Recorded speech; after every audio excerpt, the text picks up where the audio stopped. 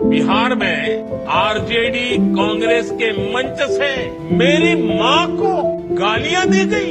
ये गालियां सिर्फ मेरी माँ का अपमान नहीं है, ये देश की माँ, बहन, बेटी का अपमान है। राहुल गांधी की रैली में माननीय प्रधानमंत्री मोदी जी की स्वर्गवासी मां के लिए जिन अपशब्दों का प्रयोग हुआ है, मैं उनकी कड़ी निंदा करता हूं। अरे वो प्रधानमंत्री जी की मां हो या राहुल गांधी की मां हो, है तो वो जननी ही।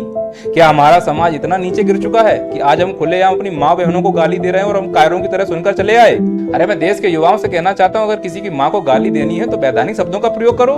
कांग्रेस की विधवा बोलो, 50,000 गर्लफ्रेंड बोलो, जर्सी गाय बोलो, ये क्या बदतमीजी कर रहे हो तुम?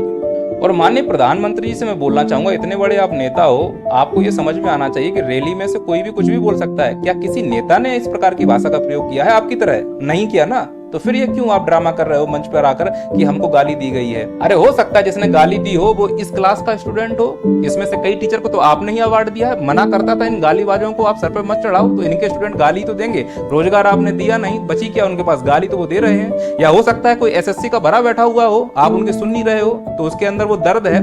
मोदी जी, जिस बेइज्जती को आपने अभी फील किया ना, इस देश का युवा यह बेइज्जती रोज फील करता है। और जब ऑडियंस ही इस देश में गाली वाली हो चुकी, तो गाली से आप कहां तक बचोगे? क्योंकि आप ही लोगों ने तो इन सेलिब्रिटी को सेलिब्रिटी बना के रखा है। इन गालीबाजों को अगर आप एडवांस में जाकर पुरस्कार दोगे तो गालियां ही तो पड़ेंगी। इसीलिए तो इन छपरियों को मैं आके क्लास लगाता हूं कि आराम खोरो, तुमने पूरे समाज को गालीबाज बना दिया है। डर था इसी दिन का कि कहीं कोई आके माननीय प्रधानमंत्री को गाली ना दे दे, वही हुआ।